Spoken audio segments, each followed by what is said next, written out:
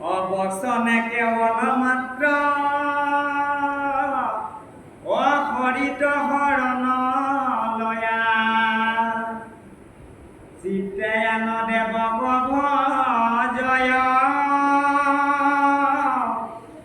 অজানিবা কদাচিতো সিদ্ধি হিতু নলভয় হৰিতাৰ সন্তোষনো মহাপুৰুষ মাধৱদেৱৰ এই চিলু থাকিলে আমি গুচি আহিব লাগে।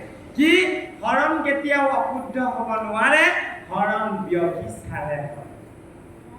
হৰণ ব্যভিচাৰ হোৱা যদি কৰ্ম আমি ভুলবশতঃ কৰিবলগীয়া হয় তেতিয়া হৰণ কিন্তু ব্যভিচাৰে হ'ব, কিন্তু হৰণ অশুদ্ধ হৈ কেতিয়াও নাযায়।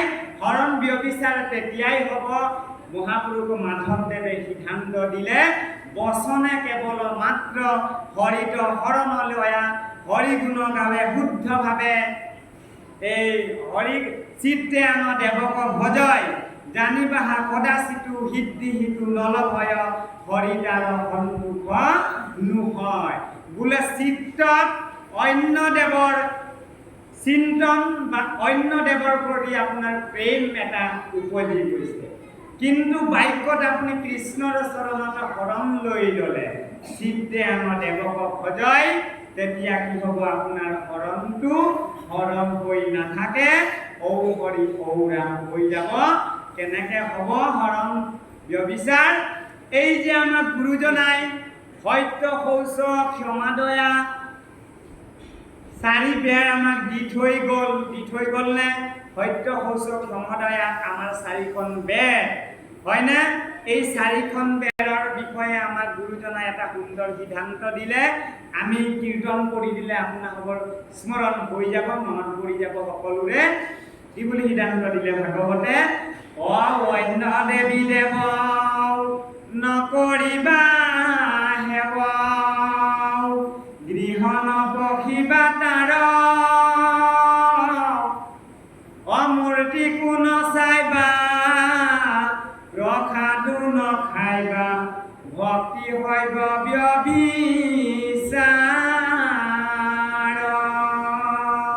এই যে আমাৰ চাৰিখন বেৰ দিলে, কি বেৰ দিলে?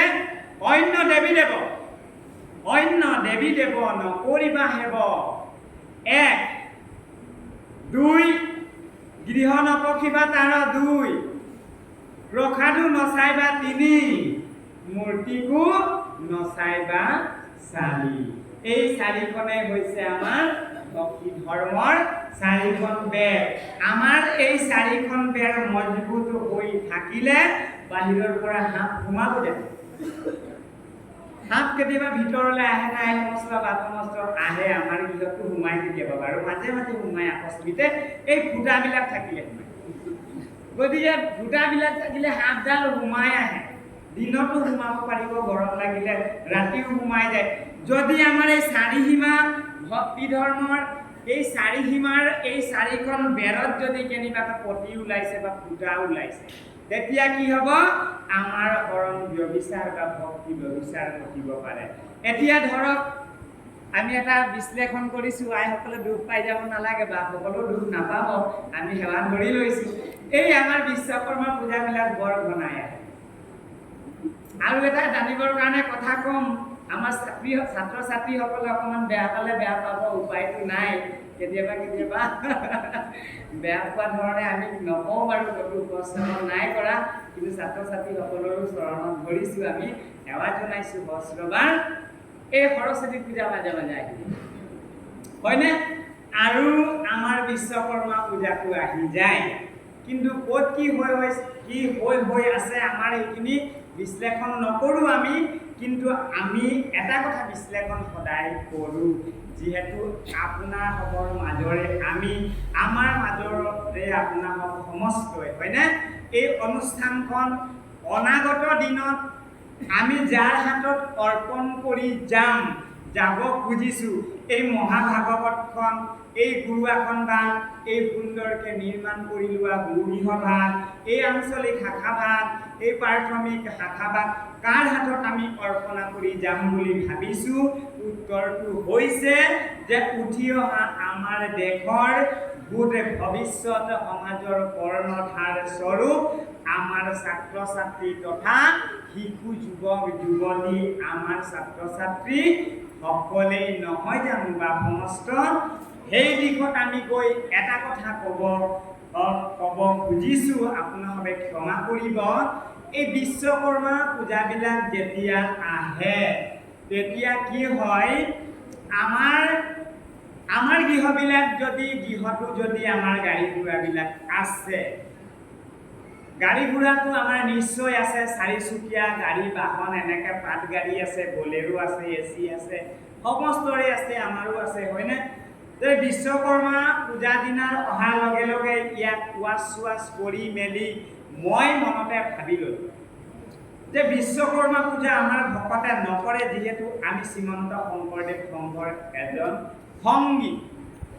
মই কি কৰিম, কাকো নজনোৱাকৈ যদি পাৰোঁ গাড়ীখনতে ধূপ দুডালমান জ্বলাই, ফুলৰ মালাডাল পিন্ধাই, তাৰ পাছত জয় বিশ্বকৰ্মা বাবা বুলি অকণমান কৈ ধূপডাল ঘূৰাই তাতে গাড়ী দি এনেকৈ কৰি মোৰ নিজৰ কৰ্মটো ৰাতিপুৱাই মই কৰি দিম, যিহেতু বিশ্বকৰ্মা বাবা মানে মোৰ গাড়ীখন, হয়নে, বা মোৰ বাইকখন।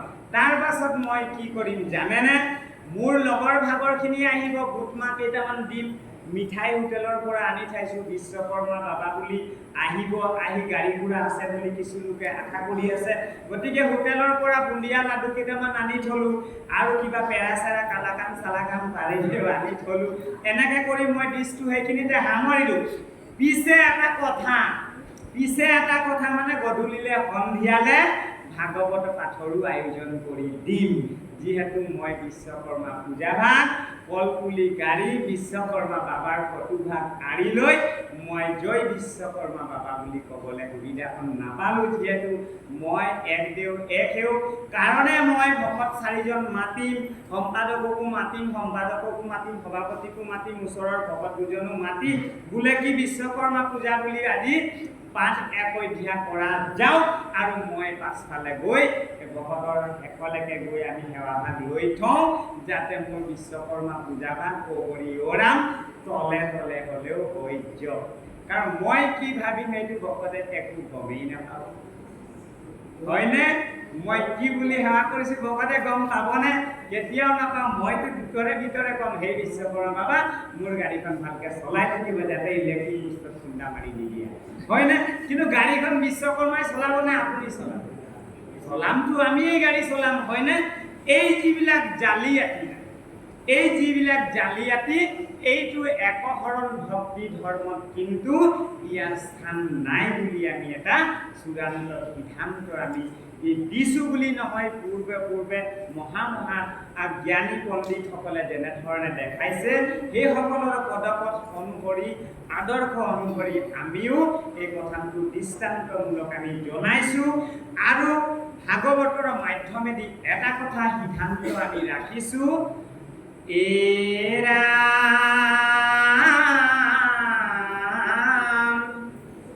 এৰাম অন্য দেৱ সমে কৰে কেশৱ কহ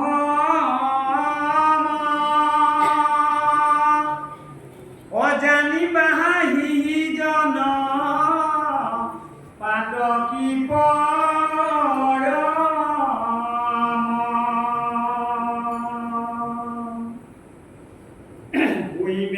বিচাৰকিত জন্মে জন্মে মৰি অৰ্জুনক গীতাতক হিলাচিৰি হৰি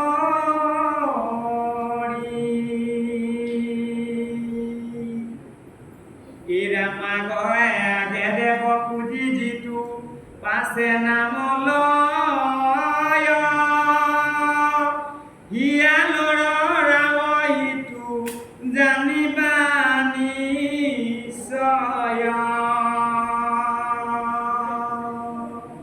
কি বুলি ক'লে? অন্য দেৱ সমে কৰে কেশৱক হম, জানিবা হিহিজন আতকি পৰম। বোলে কি আমাৰ কৃষ্ণটো তেওঁৰ লগৰলে বোলে একেলগে লাইন কৰি বোলে জয় বিশ্বকৰ্মা বাবা, জয় শ্ৰীকৃষ্ণ বাবা, তাৰ পাছত অমুক তমুক ভালনা পুৰস্কাৰ এৰিছি দিয়নে। হয়নে? অন্য দেৱ সমে কৰে ভগৱন্তক যিজনে অন্য দেৱৰ সমস্তৰ লগতে এওঁৰ ভিতৰত এজন বুলি ভাবি, সেইসকলৰ ভিতৰৰে এজন বুলি ভাবি যিজনে ভগৱন্তক পুজিবলৈ চাই আছে, ভক্তি কৰিবলৈ গৈ আছে, সেইসকলক বেদে গীতাই এটা সিদ্ধান্ত দিলে, সুন্দৰ এটা সিদ্ধান্ত দিলে। কি বুলি? যে অন্য দেৱ সমে কৰে কেশৱক হম, জানিবা হিহিজন আতকি পৰম, হৈবেক বিস্তাৰ কীট, জন্মে জন্মে মৰি বুলি ক'লে। হৈবেক বিস্তাৰ কীট এই শব্দটো অন্য প্ৰকাৰে আমি ব্যাখ্যা কৰিব নোৱাৰিম, ভাষা নাই, যিহেতু আমি এতিয়া কি কম আমি মনত কৰিছোঁ। গতিকে আপোনালোকে বুজিব, হৈবেক বিস্তাৰ কীট, বিস্তাৰ মানে মল মূত্ৰ, কীট মানে সৰু সৰু তাত উৎপত্তি হোৱা পোক পৰুৱা ইত্যাদি ইত্যাদি। ঔ হৰি ঔ ৰাম। তাৰ পাছত কি ক'লে? হৈবেক বিস্তাৰ কীট, জন্মে জন্মে মৰি, অৰ্জুনক গীতাত পঢ়িলা শ্ৰী হৰি। সেইজন ভকতৰ এটা সুন্দৰ নিৰ্ণয় কেনেধৰণে দিলে বামসমস্ত জানেনে? তেনেকুৱা লোকৰ উদাহৰণ এটা দিছে, আপোনালোকক জানিবৰ কাৰণে আমি কৈছোঁ দেই বামসমস্ত আহিমত। আমি চাৰিসীমাৰ ভিতৰতে আমি কথাখিনি জনাইছোঁ, আমি বাহিৰৰ কাৰণে আমি সেইখিনি কথা প্ৰকাশ কৰা নাই। আৰু মানে ভিতৰৰ বিষয় আমি ভিতৰ ভাগৰ কাৰণে আমি কথাখিনি ব্যক্ত কৰিছোঁ। এৰাম অভক্তৰ সেৱাময়ী, এৰাম অভক্তৰ সেৱাময়ী, নলয় কটিলে, যেন হিমলুৰ পুষ্প পৰি থাকে তলে।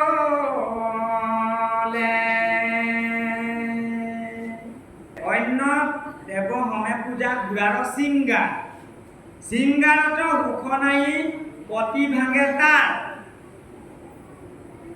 যেন হিমলুৰ পুষ্প পৰি থাকে তলে, অভক্তৰ সেৱা মই নলওঁ এক তিলে। কাৰ কথা ক'লে কওকচোন আই সমস্ত? অভক্তজনৰ সেৱাৰ কথা। অভক্তজনৰ সেৱা ভগৱন্তই বোলে এক তিলো গ্ৰহণ নকৰে, এইখিনিতে ভয়টো আছে। ভয়টো ক'ত আছে আমাৰ? অভক্তৰ সেৱা মই নলওঁ এক তিলে, যেন হিমলুৰ পুষ্প পৰি থাকে তলে। হিমলু পুষ্পৰ যেনেধৰণে মূল্য নাই, বাকী কিবা তগৰ, চম্পা, অশোক, গোলাপ আদি ফুলৰ শেৱালি নেৱালি এইবিলাক অশোক, চম্পা, জায়যুতি, মানে মালতী, এইবিলাক পুষ্পৰ এটা ধৰক মূল্যায়ন আছে, হয়নে? হিমলু পুষ্পটো কোনো ভাল নাপায়। হিমলু পুষ্প ফুলাৰ লগে লগে এটা সকলোৰে ভয় হয়। আপোনালোকৰ ভয় হয় নে নহয় নাজানো, কিন্তু আমাৰ ফালে অকণমান ভয় হয়। কি? হিমল ফুল যেতিয়া ফুটি গ'ল হবে এইবিলাক কুৱা তুই লগাই যায়, বোলে হামদাৰ মুৰ্গীবিলাকে লয়। শিমল ফুল ফুটবই নোৱাৰে বোলে মুৰ্গীগিলা হৰিহৰা ভৰিয়া লাগে, হয়নে? শিমল ফুল ফুটিলে হেনো মুৰ্গী সাঁচগিলা মানে মৰে যায়। তো দেখ ন কত 20 ৰকম ফুল জানে। তো এই শিমল ফুলৰ যিটো মানে মূল্য নাই, ই মানে কিবা অপকাৰী ভাইৰাছ, অপকাৰী বেক্টেৰিয়া, এমিবা যেনেকৈ অপকাৰী বেক্টেৰিয়া, এই তেনেকুৱা মানে শিমল ফুলটো যেনে মূল্য নাই বা সকলোৱে অনাদৰ কৰে, ঠিক তেনেকুৱা অভকতজনে ভগৱন্তক দিয়া সেৱা ভাগ কেতিয়াও গ্ৰহণ নকৰে। কৃষ্ণ হৰি।